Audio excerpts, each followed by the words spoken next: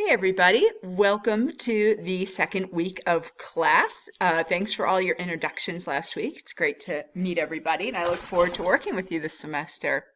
So I wanted to jump into week 2 and give you some background about our first unit, which is introducing arguments and the basics of performing academic research. So let's go ahead and jump right in. You'll see that I have the week 2 Blackboard course up here. So the very first thing posted is the introducing arguments assignment. And so when you click on that, it will bring up the prompt for our first essay.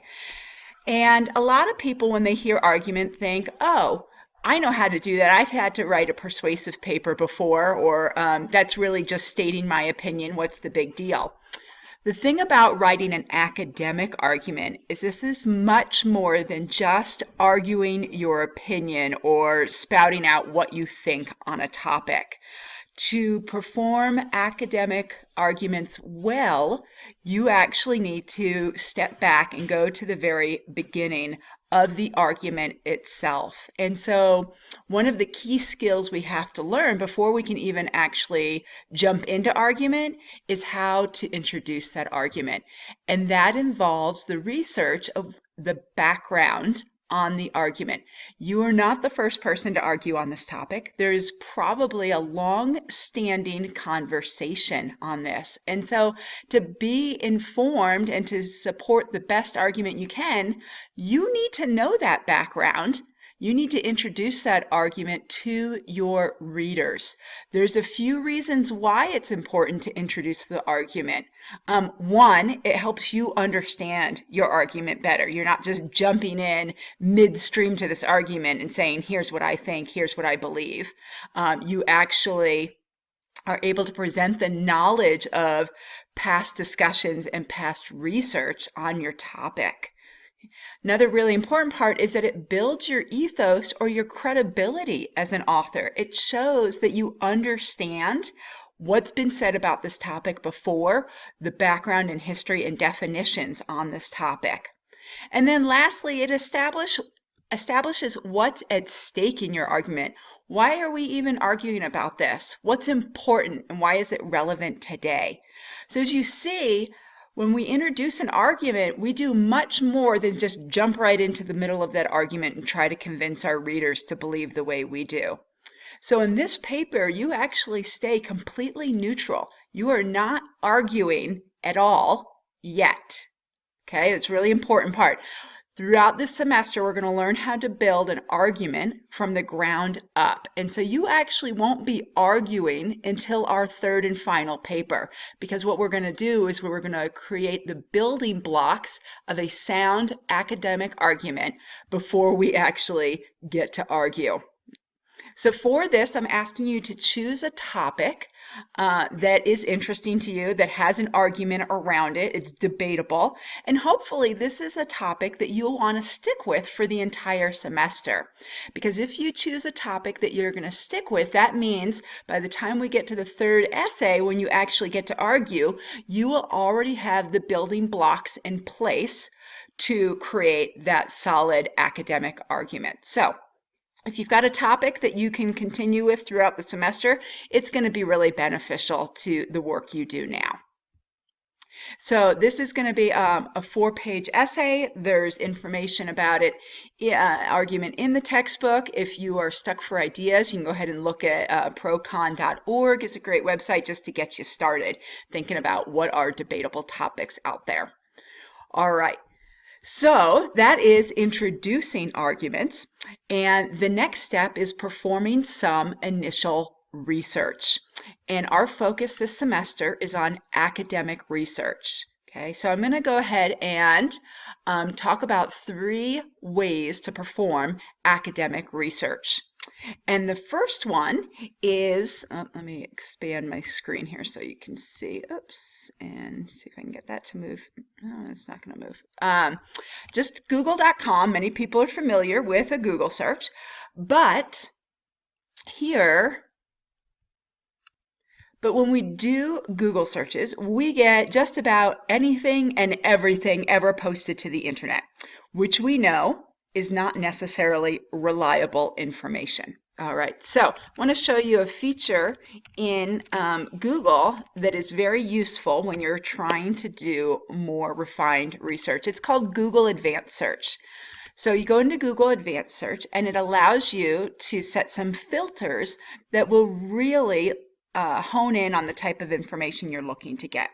So as usual, you do your search terms here. Okay, so say I'm looking at concealed carry laws in schools. So thinking about all the tragedies we've had with school shootings, and there's an idea that teachers should be allowed to conceal carry on school grounds to be able to protect themselves and their students. So this is an interesting and very relevant topic for me as an instructor and for you guys as students. So I'm going to type in concealed carry teachers for now. And I haven't done this before, so I'm not sure what's going to come up. Here's the keyword here, or the key component. Under site or domain, I am going to type .edu. Okay, now most of us know that .edu are sites that are from education institutions. Okay, .gov are from government websites. .coms are traditionally commercial websites or a business, and .org are usually nonprofit. Okay, so when we look at .coms and .orgs, we have to realize those websites are either trying to sell you something or trying to convince you to support their mission. All right, so they're definitely going to have some slant to them. Some biases. And right now for our research, we're trying to find sources that are backed up with evidence and not necessarily biased. All right, so I'm going to search .edus to begin with. And this is where the advanced search really is an excellent source. I can also put a last updated, okay? So we can say, I'm going to say, let's try past year just to see what that does. All right, so I'm click on advanced search, and I bring up a bunch of articles. Okay, so here's an article from Harvard. Here's from virginia.edu. So this is really a great starting place of sources from academic institutions. Here's something from Columbia, arming teachers. What are the implications? So that advanced search has probably just saved me hours of having to go through a regular Google search and trying to find the more reliable sources. So Google Advanced Search is one option. Another option is Google Scholar, and a few people may be familiar with Google Scholar, so I'm just going to go to the Google Scholar site here, and same thing, I'm going to do concealed carry teachers. Now, one thing to realize, there's a lot of different ways I could search this topic. So if I'm not coming up with any good results, but I know it's a debatable, relevant topic that people are arguing, then I need to think about my search terms. So in the last search I did, I saw arming teachers. Maybe that would be a better search. Okay, so if you're not coming up with things that you think you should be, try working with your search terms to see what else is out there. All right, so I'm going to search that. And now these are all going to be academic sources because I'm on Google Scholar. You can see that I can sort by time here. Now, the one issue with Google Scholar is that I do not necessarily have access to all of these articles. All right, so here, if I see a PDF, so this means I do have access to that article. So the only ones that I can actually get are where the PDF is over on the side here. Now, if I see a really great article, but I don't have access to it through Google Scholar, I may still be able to get it through our library resources. Okay, so that's the third academic research portal that I would like to show you. So far we've got Google Advanced Search, we've got Google Scholar, and third, we've got our CEI library. So, show you that. And I'm going to get you a video from our librarian that's going to dig much deeper into our library resources, but from now I'll just give you a quick overview. So to get to our library resources, you go to Current Student, Library, and then we're going to go to the database searches. That's where all the online articles are accessed from. We're going to use EBSCO. This is a database that holds a lot of good resources for us. The user ID for all of us is EITC. Oops, I don't know why I did that. EITC, and the password is library. Again, the user ID is ITEC, EITC. The password is library. So I'm going to go ahead and log in there. I have a bunch of choices. I'm going to pick the first one, which is EBSCO host databases. Once I'm in there, now I'm going to have a lot more choices. These are different databases. And depending on your topic, you'll decide which databases you want to search.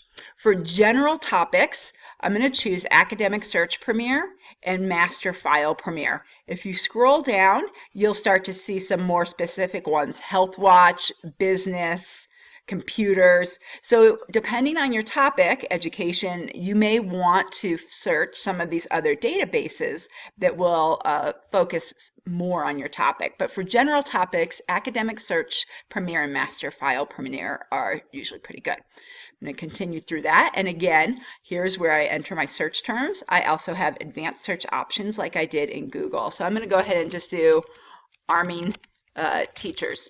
Try that one. Arming teachers in schools. It gives me a bunch of options. I'm going to go ahead and search that. And it brings me up a number of articles. Now, just because I found it on a database does not necessarily mean it's academic. Okay, this is from Time magazine, which is a popular source. Here again, Time magazine, popular source. So we have to be careful with our databases that we don't automatically get academic sources. Connecticut Law Review, that's an academic source. Government Executive, I'm not sure about that. I'd have to check that one out and see if that was academic. Throughout the semester, we're going to talk a lot more about what academic sources are and how to find those, okay? Typically, they have volume and issue numbers, and they have kind of fancier titles.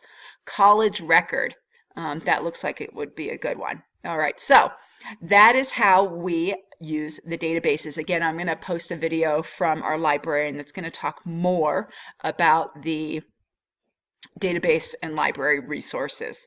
So those are 3 to get you started for academic research. And again, we're just doing some background research right now to see what's out there on a topic. You don't want to decide on a topic and then start your searching and realize there's no academic sources for you. So it's best to have a couple topics lined up, start doing some academic research and seeing what you can find out there and really decide on a solid topic for this paper. So that is it for today. I look forward to hearing your ideas and seeing what you post this week. Have a good week.